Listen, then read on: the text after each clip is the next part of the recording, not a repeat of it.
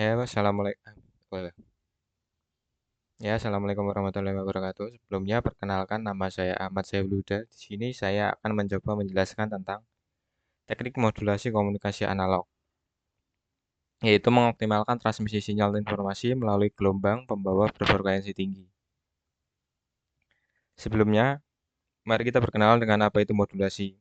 Modulasi adalah proses mengubah karakteristik seperti amplitudo, frekuensi, atau fase dari sinyal pembawa ya atau carrier sesuai dengan sinyal pesan atau message. Sinyal pesan yaitu frekuensi rendah, energi rendah bersifat acak. Sementara sinyal pembawa yaitu frekuensi tinggi, energi tinggi, dan bersifat pasti. Tiga komponen dalam proses modulasi yaitu sinyal informasi yaitu data asli, sinyal pembawa atau gelombang carrier, gelombang sinus frekuensi tinggi yang berfungsi sebagai kendaraan transferasi data. Yang ketiga yaitu sinyal termodulasi, yaitu hasil akhir penggabungan yang siap dipancarkan melalui media transmisi. Selanjutnya, mengapa modulasi sangat diperlukan? Yang pertama yaitu ukuran antena. Tanpa modulasi, antena yang dibutuhkan akan mencapai ukuran yang mustahil. Yang kedua, reduksi noise. Sinyal frekuensi lebih tinggi, tangguh terhadap gangguan atmosfer dan lingkungan. Yang ketiga yaitu multiplexing, memungkinkan pengiriman banyak sinyal secara bersamaan tanpa saling bertabrakan. Bayangkan jika teknologi modulasi tidak pernah ada, semua stasiun radio, saluran televisi, atau pengguna ponsel di kota Anda akan memancarkan sinyal suara mereka di rentang frekuensi yang sama, yaitu frekuensi dasar manusia. Apa akibatnya? Di sisi penerima, semua sinyal suara dari berbagai sumber berbeda akan saling bertabrakan, saling menumpuk, dan hanya menghasilkan kegaduhan sinyal yang tidak bisa diterjemahkan. Dengan modulasi, kita bisa menggeser frekuensi setiap sumber.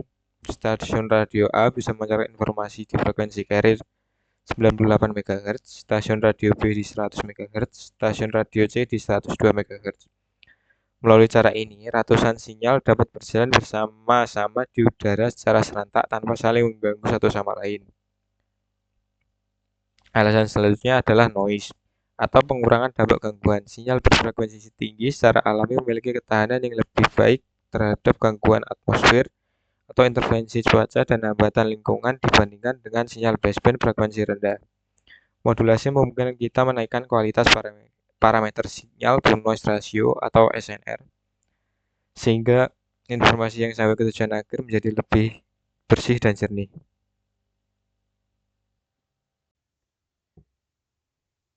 Saya akan mencoba menjelaskan tentang dasar perhitungan fisika antena. Kita bisa mendapatkan tinggi antena sejauh atau sepanjang 20 meter tanpa modulasi dengan rumus yaitu sebagai berikut. Rumus tinggi antena atau panjang antena yaitu lambda bagi 4, dengan lambda yaitu kecepatan cahaya dibagi frekuensi. Untuk menghitung lambda dari 3 kHz kita bisa menggunakan rumus 3 kali 10 pangkat 8 untuk kecepatan cahaya dibagi 3 kali 10 pangkat 3 untuk 3 kHz dengan hasil akhir 100.000 meter atau 100 kilo yang merupakan panjang gelombang dari frekuensi 3 kHz. Untuk menentukan panjang antena kita bisa menggunakan rumus tadi yaitu panjang gelombang dibagi 4. Diketahui panjang gelombang dari frekuensi suara 3 kHz yaitu 100 km. Apabila dibagi 4 sama dengan 25 km.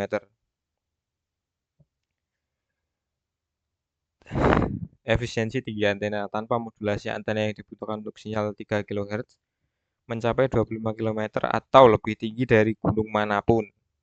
Sementara dengan modulasi, menaikkan frekuensi ke megahertz mengecilkan kebutuhan antena menjadi 75 cm saja, sehingga praktis untuk perangkat seluler. Hal tersebut dibuktikan dengan rumus sebagai berikut. Panjang gelombang carrier C atau gelombang cahaya dibagi FC 3 kali 10 pangkat 8 meter per second dibagi 100 kali 10 pangkat 6 Hz dengan hasil panjang gelombang yaitu 3 meter. Sementara rumus tinggi antena H lambda dibagi 4 3 meter dibagi 4 sama dengan 0,75 meter atau 75 cm. Selanjutnya yaitu multiplexing. Multiplexing yaitu teknik mengirimkan beberapa sinyal informasi secara bersamaan melalui satu media transmisi tunggal tanpa saling bercampur.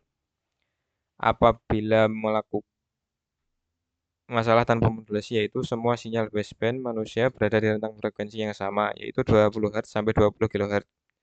Jika dipancarkan bersamaan, akan terjadi tabrakan sinyal total. Solusi dengan modulasi yaitu multiplexing, menggeser spektrum frekuensi setiap informasi ke alokasi gelombang pembawa atau carrier yang berbeda. Salah satu contohnya yaitu FDM atau Frequency Division Multiplexing, yaitu alokasi jalur dalam spektrum frekuensi. Dengan prinsip kerja, setiap stasiun atau pengguna diberikan frekuensi pusat atau carrier yang unik, memungkinkan ratusan transmisi seperti radio FM 98 MHz, 100 MHz, 102 MHz berjalan serentak di udara. Penerima menggunakan komponen penala atau tuner untuk memisahkan jalur frekuensi yang diinginkan. Selanjutnya yaitu masalah derau atau noise pada sistem komunikasi. Karakteristik noise dan tampaknya pada sinyal yaitu contohnya sumber gangguan yaitu petir, radiasi matahari, atmosfer, dan medan elektromagnetik dari mesin-mesin industri. Kerentanan frekuensi rendah yaitu frekuensi yang biasa. Sinyal asli baseband memiliki energi kecil sehingga distorsi akibat noise langsung merusak informasi utama secara permanen. Solusi utamanya yaitu modulasi, memindahkan sinyal ke arah ranah frekuensi tinggi, megahertz atau gigahertz yang secara alami lebih sepi dari gangguan alamiah bumi. Selanjutnya kita akan mencoba mengklasifikasikan teknik modulasi analog kontinu. Yang pertama yaitu analog modulation. Amplitudo berubah sesuai sinyal pesan, frekuensi konstan, yang memiliki kelebihan rangkaian sederhana dan memiliki kekurangan rentan noise atmosfer. Yang kedua yaitu frekuensi modulation. Frekuensi kerapatan gelombang berubah, amplitudo konstan, yang memiliki kelebihan suara jernih, sangat tahan noise. Yang ketiga yaitu fase modulation, pergeseran sudut fasa atau fase lead atau lag.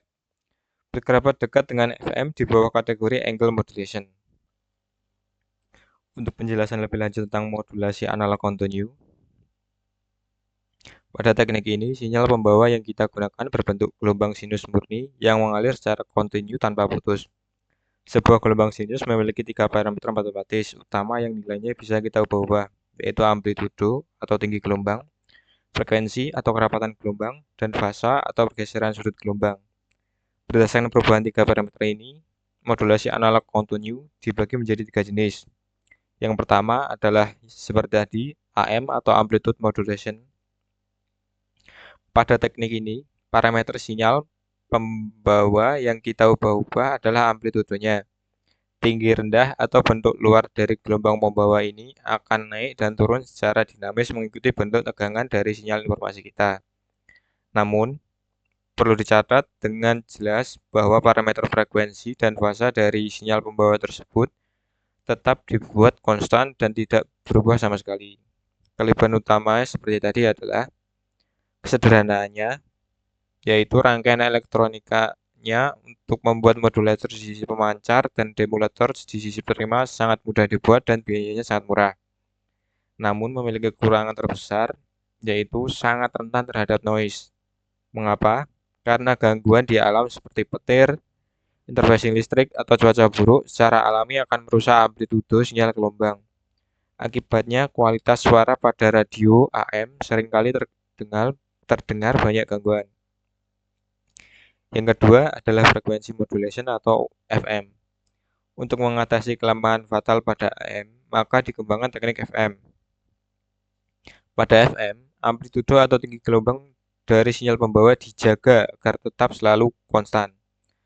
Parameter yang diubah-ubah secara dinamis adalah frekuensi atau kerapatan gelombangnya.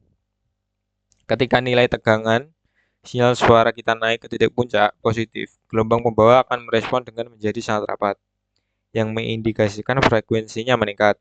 Sebaliknya, ketika sinyal suara kita turun ke titik lembah negatif, gelombang pembawa akan merenggang, yang berarti frekuensinya menurun, karena nilai amplitudonya selalu dijaga konstan. Gangguan cuaca atau listrik di udara tidak akan merusak informasi suara yang dibawa di dalamnya. Itulah alasan ilmiah mengapa suara dari stasiun radio FM selalu terdengar jauh lebih jernih dan bebas dari noise dibandingkan dengan radio AM. Yang selanjutnya atau yang ketiga adalah phase modulation atau PM. Teknik yang ketiga adalah modulasi fasa. Karakteristiknya sekelas terlihat sangat mirip dengan FM. Namun, pada teknik PM, parameter yang diubah secara proporsional sesuai dengan amplitudo sinyal informasi adalah pergeseran sudut atau fase dari gelombang pembawa itu sendiri. Perubahan fase ini menghasilkan efek percepatan massa atau keterlambatan gelombang yang diistilahkan sebagai phase lead atau phase lag. Dalam praktik analisis matematis dan implementasi perangkat keras, teknik FM dan PM biasanya dikelompokkan bersama ke dalam satu payung besar yang dinamakan modulasi sudut atau angle modulation. Hal ini dikarenakan setiap terjadi perubahan frekuensi pada gelombang, fase gelombang tersebut pasti akan ikut terpengaruh secara linear dan begitu pula sebaliknya.